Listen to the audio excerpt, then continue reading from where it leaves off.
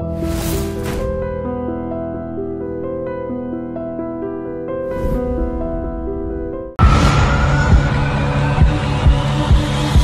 వారం మన గెస్ట్ 6 అడుగుల బుల్లెట్.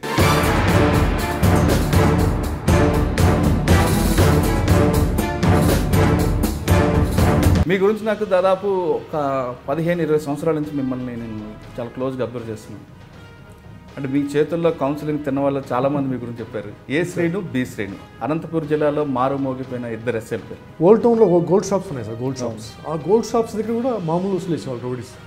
ఈవెన్ పబ్లిక్ స్ట్రీట్స్లో లేడీస్ ఓపెన్ కూర్చుండేవాళ్ళు కాదు, వాళ్ళకి భయపడి.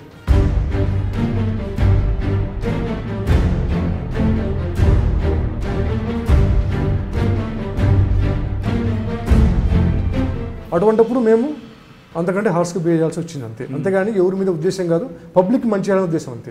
ఎస్ఐ పోస్టుల్లో 3 రకాలు క్రైమ్ కనపడుతుంది. ఎస్. 1 ఫ్యాక్షనిజం, 2 మావోయిస్టులు, 3 కదిరిలి హ్యూమన్ ట్రాఫికింగ్. ఎస్. ఈ 3ని మీరు ఎలా బేస్ చేసుకోవచ్చు? ఫ్యాక్షన్ వచ్చేసి ధర్మవరం ఎమ్మెల్యే సాన చెన్నారెడ్డి గారు అండ్ పరిటాల రవి గారి ఫాదర్ శ్రీరాములయ్య గారి మధ్య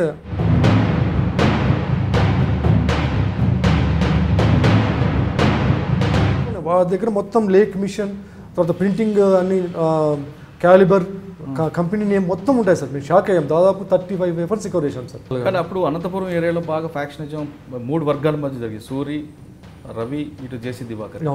ఎవరి ప్రాబ్లం ఎక్కువ ఉండేదండి?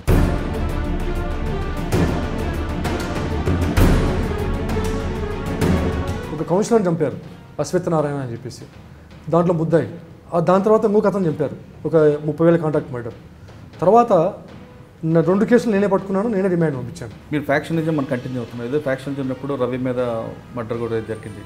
పరిటాల కార్ బాంబ్ కేసు కూడా అటెంప్ట్ జూబ్లీహిల్స్లో. అప్పుడు అనంతపురం జిల్లాలో కార్ బాంబ్ కేసు ఇక్కడ జూబ్లీహిల్స్ పిఎస్లో జరిగింది సార్, లిమిట్స్లో. నేను అప్పుడు పెనుగొండ పిఎస్లో ఎస్ఐ పనిచేస్తున్నాను.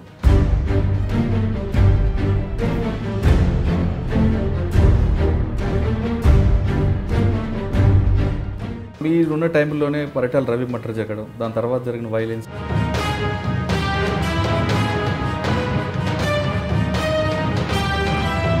బొత్తుసేని కూడా బుక్రాయ సంబంధం జైల్లోనే మర్డర్ అయ్యాడు.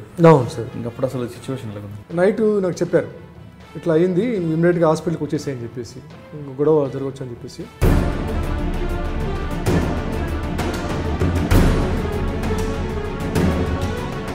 ఆ డంబెల్స్ ఏవైతే ఇతను ముద్దుసిని తయారు చేసుకున్నాడో, నిద్రపోయినప్పుడు ఆ డంబెల్స్ తీసుకొని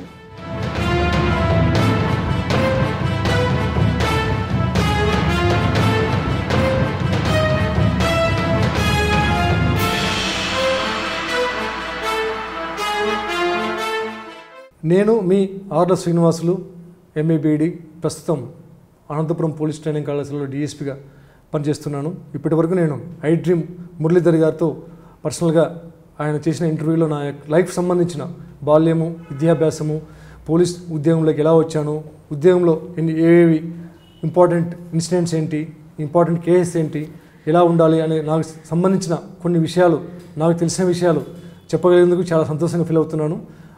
ప్రత్యేకంగా ఐ డ్రీమ్ మురళీధర్ గారికి కృతజ్ఞతలు తెలుపుకుంటున్నాను.